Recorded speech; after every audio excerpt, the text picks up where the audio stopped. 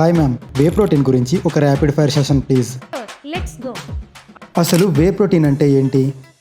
Milk నుంచి carbs fats separate చేస్తే వచ్చే లిక్విడే వే ప్రోటీన్.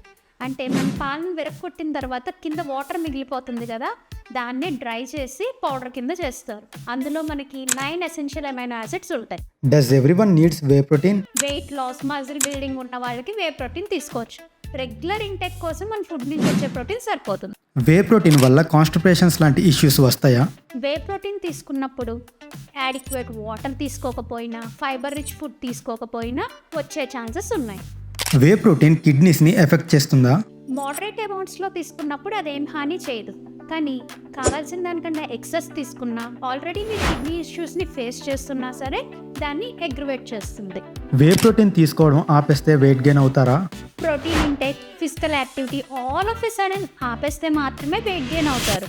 వే ప్రోటీన్ ఆపటం వల్ల కాదు. So replace it with other protein foods.